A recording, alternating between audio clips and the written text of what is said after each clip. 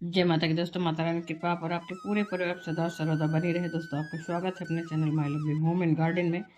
आज की वीडियो में हम लोग जानेंगे दोस्तों कि उत्पन्न एकादशी के दिन कौन सी चीजों का दान करना चाहिए जिससे हमें विशेष पुण्य की प्राप्ति हो और हमारे घर में बरकत की वृद्धि हो। दोस्तों, तो मार्गशीर्ष मास के कृष्ण पक्ष की उत्पन्न एकादशी में ऐसा क्या हम दान दें घर की बरकत बनी रहे और उत्पन्ना एकादशी में उन चीजों को दान करने से आपको 1000 गुना पुण्यों का लाभ मिले। दोस्तों, तो मार्गशीर्ष मास के कृष्ण पक्ष की एकादशी उत्पन्ना एकादशी के नाम से जाना जाता है। इस साल उत्पन्ना एकादशी 8 दिसंबर दिन शुक्रवार को पड़ रहा है। दोस्तों, हिंदू धर्म में एकादशी तिथि का बहुत ही महत्व होता है।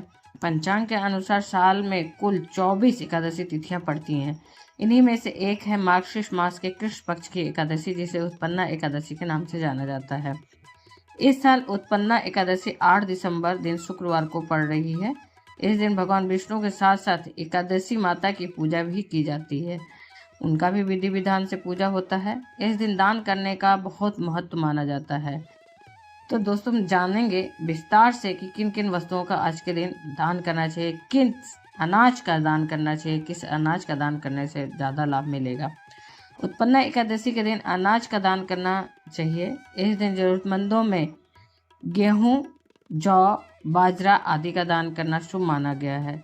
इसके अलावा सब्जियों का भी दान करना सबसे श्रेष्ठ माना जाता है, या फिर शुद्ध और ताजे पकाए हुए खाने का दान कर किसी का पेट भी भर सकते हैं। इससे आपका घर भी धन धान्य से भर जाएगा। फिर दोस्तों, उत्पन्ना एकादशी के दिन वस्त्रों का भी दान करने का विधान है और वस्त्रों का भी दान करने से आपको पुण्य की प्राप्ति होती है। उत्पन्ना एकादशी के दिन वस्त्र दान करना भी अच्छा माना गया है। मान्यता है कि उत्पन्ना एकादशी के दिन वस्त्र का दान करने से व्यक्ति का समाज में मान सम्मान बढ़ता है और चारों ओर उसकी कीर्ति फैलती है। यह एकादशी सर्दियों में आती है, ऐसे में वस्त्र का दान और भी श्रेष्ठ माना जाता है। इससे आपके घर पर भगवान विष्णु की कृपा रहेगी। दोस्तों, उत्पन्ना एकादशी के दिन जल का भी दान करना चाहिए। उत्पन्ना एकादशी के दिन जल का दान करना चाहिए। जल का दान दो प्रकार से होता है, या तो आप किसी जरूरतमंद को पानी पिलाएं या दान में दे दें, या फिर आप भंडारे या लंगर के दौरान पानी पिलाने के माध्यम से भी जल दान की सेवा कर सकते हैं। इससे पुण्य की प्राप्ति होती है।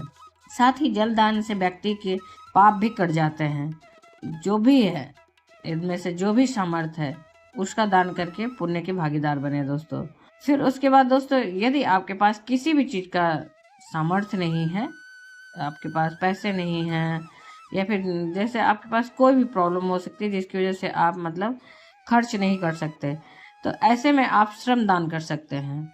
श्रम दान करने का मतलब कि कहीं पे अगर भंडारे चल रहा है या फिर कहीं पे पुण्य का कार्य हो रहा है, कहीं पे पूजा पाठ हो रहा है, तो वहाँ पे जाके आप श्रमदान कर सकते हैं। किसी ज़रूरतमंद की सेवा कर सकते हैं, जाके समय अपना दे सकते हैं। दोस्तों, तो इस प्रकार से आप कुछ भी दान करके पुण्य के भागीदार बन सकते हैं। फिर उसके बाद दोस्तों, कब है उत्पन्ना एकादशी, उसके शुभ मुहूर्त को जान लेते हैं और पूजा विधि को जान लेते हैं। इस साल कब मनाई जाएगी उत्पन्ना एकादशी, उसको हम जानेंगे। उसका महत्व क्या है, पूजा का विधि क्या है। उत्पन्ना एकादशी कब है जान लेते हैं। उत्पन्ना एकादशी का शुभारंभ 8 दिसंबर दिन शुक्रवार को सुबह 5:06 पर होगा। वहीं इसका समापन 9 दिसंबर दिन शनिवार को सुबह 6:31 पर होगा। ऐसे में उदय तिथि के अनुसार उत्पन्ना एकादशी 8 दिसंबर को मनाई जाएगी, दिन शुक्रवार को। फिर उसके बाद दोस्तों, इसका शुभ मुहूर्त क्या है। उत्पन्ना एकादशी के दिन श्री हरि जी की पूजा का विशेष विधान होता है। ऐसे में इस दिन पूजा के लिए शुभ मुहूर्त 8 दिसंबर को सुबह 7:01 से सुबह 10:54 तक रहेगा। उत्पन्ना एकादशी के दिन पूजा करने के लिए लगभग 4 घंटे की अवधि हमें प्राप्त होगी। दोस्तों, फिर विधि क्या है। उत्पन्ना एकादशी के दिन नित्य क्रिया से निवृत्त हो ब्रह्म मुहूर्त में उठकर गंगा जल मिश्रित जल से स्नान आदि करें। स्नान के बाद आप जल में थोड़ा सा हल्दी भी डाल लें, क्योंकि श्री हरि विष्णु को हल्दी बहुत प्रिय है। तो उनके प्रिय कामों को हम लोग इस दिन करेंगे। जितना प्रिय चीज़ें उन्हें पसंद है उनका हम लोग उपयोग करेंगे अपने पूजा पाठ में, स्नान वगैरह से लेके।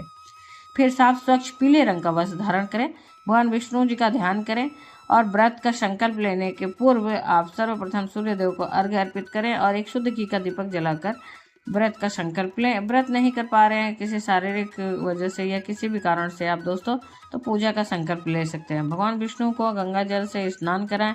आपके पास विग्रह रूप या मूर्ति रूप में भगवान है तो, यदि तस्वीर या फोटो है तो आप उनको गंगा जल से छिड़काव करके शुद्धिकरण कर सकते हैं। उन्हें पंचामृत अभिषेक कराएं, फिर उसके बाद उन्हें उनके प्रिय रंग के वस्त्र को धारण कराएं, तिलक लगाएं, धूप दीप नैवेद्य पुष्प चंदन फल आदि अर्पित करें। धूप मौसमी फलों का भी आप भोग लगा सकते हैं साथ में, लेकिन केले का भोग अवश्य ही लगाएं। भगवान विष्णु के साथ साथ माता एकादशी की भी पूजा करने का विधान है। भगवान विष्णु और माता एकादशी के लिए मंत्रों का जाप करें। उत्पन्ना एकादशी की कथा पढ़ें। किसी भी व्रत का कथा अवश्य ही सुनना चाहिए, जो उनकी कथा है उसे अवश्य सुनना चाहिए दोस्तों, उससे आपका पुण्य 1000 गुना बढ़ जाता है। इस दिन विष्णु शास्त्र नाम का पाठ करें। नहीं कुछ हो पा रहा तो ओम नमो भगवते वासुदेवाय का जाप करते हुए सारे कार्य को पूरा करें। भगवान विष्णु को भोग लगाएं, आरती अवश्य अंत में उतारें और आरती करके आप क्षमा याचना मांगे दोस्तों। इस प्रकार से उत्पन्ना एकादशी का बहुत महत्व मिलेगा, आपको बहुत पुण्य मिलेगा। साथ ही जो दान की वस्तुएं बताई गई हैं उसमें से जो भी सामर्थ्य के अनुसार आप दान कर सकते हैं। इस दिन विष्णु भगवान के साथ साथ एकादशी माता की पूजा का जो विधान है उसे भी पूरा करें, उनका भी पूजा करें। साथ ही माता लक्ष्मी का भी पूजा इस दिन किया जाता है श्री हरि विष्णु जी के साथ, क्योंकि उनके बिना सब कुछ अंधेरा और अधूरा है।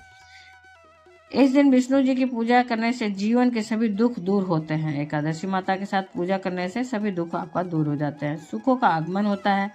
आप भी जो आपसे सामर्थ्य बन पड़े, जितना सामर्थ्य बन पड़े, अवश्य शुभ मुहूर्त के अंदर पूजा अवश्य करके उसका लाभ उठाए दोस्तों। नहीं व्रत कर पा रहे हैं तो ऐसा ना करें कि पूजा भी ना करें, नहीं, ऐसा नहीं करिएगा। कम से कम उस दिन विधि विधान से श्री हरि विष्णु जी का पूजा करें। ओम नमो भगवते वासुदेवाय का अधिक से अधिक जाप करें। विष्णु शास्त्र नाम का पाठ करें या सुने दोस्तों। साथ ही उस दिन श्री हरि की आरती अवश्य उतारें। इसी प्रकार से संध्या काल में भी उस दिन पूजा अवश्य करें। अगर व्रत रहते हैं तो आपको रात्रि जागरण का भी नियम है और दिन के भी जागरण का नियम है।